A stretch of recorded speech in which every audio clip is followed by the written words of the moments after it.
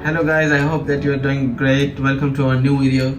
So in this video we are going to be discussing the most important MCQs of AQU, BSN, ASDH and MBBS. But यहाँ पर मैं एक चीज़ highlight करना चाहूँगा. I would like to highlight कि MBBS के जो MCQs होते हैं वो थोड़े से डिफ़िकल्ट होते हैं एज़ कम्पेयर टू BSN और AQU. जिन चैप्टर्स को हम आज डिस्कस करने जा रहे हैं ये मोस्ट इम्पोर्टेंट और क्रूशल चैप्टर्स हैं. अगर आप इनको गो थ्रू कर लेते हैं थोरोली तो आई होप सो कि you will get very good marks. और नेक्स्ट थिंग इज़ दैट कि यहाँ पर I would like to also add and you also definitely all the students of MBBS BSN so you will be pretty much aware about this concept कि English के जो MCQs हैं वो MBBS में नहीं होते and rest of the part में like BSN और SDH में होते हैं, राइट. सो नाउ अब हम जाते हैं डिस्कस करते हैं क्वेश्चन को. सो पहला है मैथ का सिलेबस. सो मैथ में जो चैप्टर्स हैं like set, matrix and determination, these are like the really crucial important chapters. यहाँ पर आप लोगों ने इसे thoroughly देखना है. factorization, algebraic expressions हो गया, and problem solving questions हो गया. ये भी काफ़ी ज़्यादा मतलब है कि sometimes it like bit challenging for you.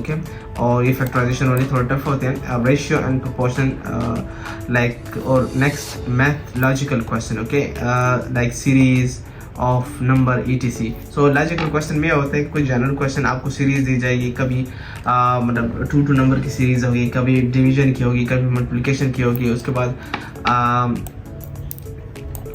Roots हैं और सर्ड एंड ज्योमेट्रिक एंड या geometry and chapter include all. मतलब है कि ये सारे चैप्टर आप लोगों ने करने, ये बहुत ज़्यादा इंपॉर्टेंट हैं. नेक्स्ट हम जाते हैं जो है केमिस्ट्री की तरफ. तो केमिस्ट्री में जो पहले चैप्टर हैं एक stoichiometry. So that are really important. उसके बाद केमिकल बॉन्डिंग है. थर्मोडाइनेमिक्स हो गया, base and acid solutions, chemical kinetics, electrochemistry, and atomic structure and reaction kinetic. So these are the really important chapters, for both like MBBS, BSN and AQU. तो अगर आप लोगों ने MBBS के लिए करना है तो इन चैप्टर्स को मज़ीद भी डिटेल के साथ करना है. अगर BSN और ASDH की करना है तो आप अगर इवन कि आप थोरोली भी थोड़ा सा देख लें. इससे मतलब थोड़ा सा मतलब ये है कि ज़ाहिर सी बात है आप लोगों ने इसे अच्छे तरीके से करना है. लेकिन MBBS के लिए चीज़ों के लिए आपको फिर काफ़ी डेप्थ में जाना पड़ेगा. उसके अलावा हैं बायोलॉजी की. अगर हम बात करें बायोलॉजी तो इसमें जो चैप्टर हैं वो food chain and food web हो गया, रेस्पिरेशन डिजीज और meiosis, mitosis, cell cycle, reproduction, biomolecule, photosynthesis, DNA and chromosome हो गया, bio energetic and support, movement and coordination and control, right.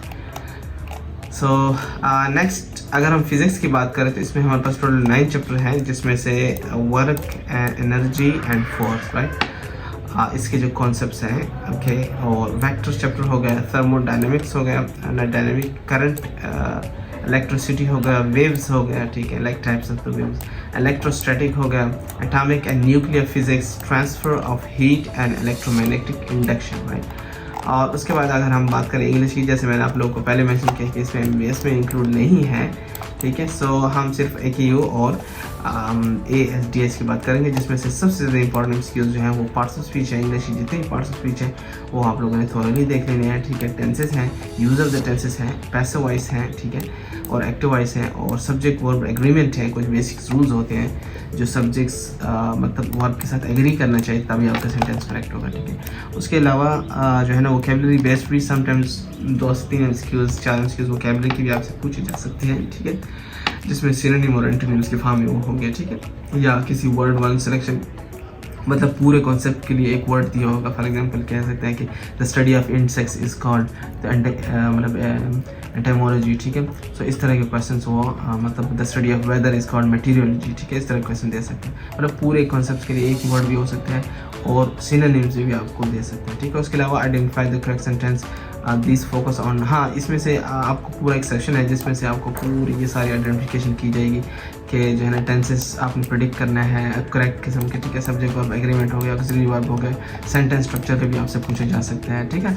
और grammar based MCQs that test knowledge of verbs, हाँ बाकी सारी वही चीज़ें इसमें डिस्कस की जाएंगी, मतलब जो हमने ऊपर डिस्कस किया, ठीक है। So if you do have any question so do right in the comment below. Thank you so much, stay blessed.